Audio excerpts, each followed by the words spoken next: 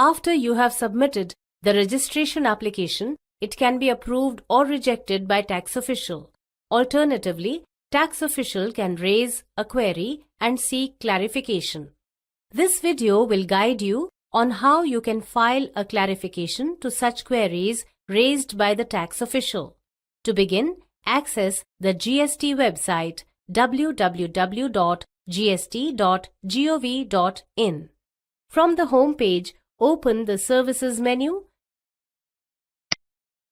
Click the Registration category and select New Registration option. Select the Temporary Reference Number option and enter the TRN that was generated on submitting Part A of the registration application. Enter the CAPTCHA as usual and click Proceed. This will trigger an OTP. Enter the OTP received and proceed further. Notice the status of the registration application shows as pending for clarification. Go ahead and click the Pending for Clarification link. The notice with the query raised by the tax official will be downloaded and displayed. Read the notice and note the application reference number ARN.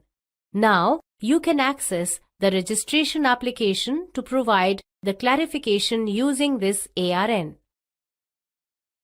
Open the Services menu. Click the Registration category and select Application for Filing Clarification option. Enter the ARN and click Search. The query raised by the tax official is displayed.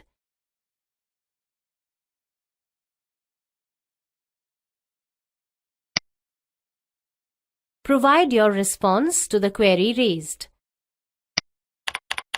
Provide any additional information that you may want to provide to the tax official. You can attach the document based on the query raised. Make sure the document is in PDF or JPEG format and of size up to 1 MB. Once done, verify the clarification. Select the name of the authorized signatory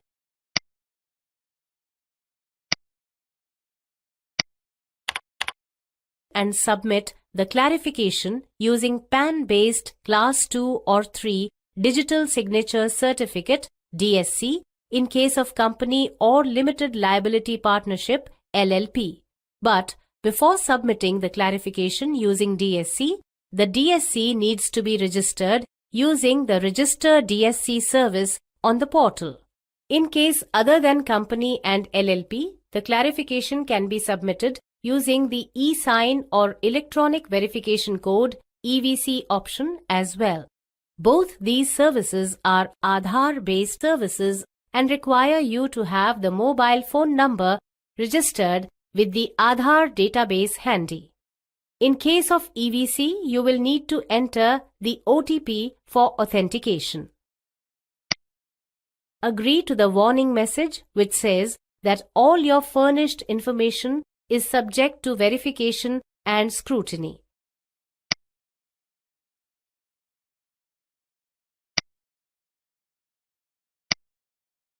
Upon successfully submitting the clarification, an acknowledgement reference number ARN will be displayed as well as sent on your mobile phone number and email address. It's that simple.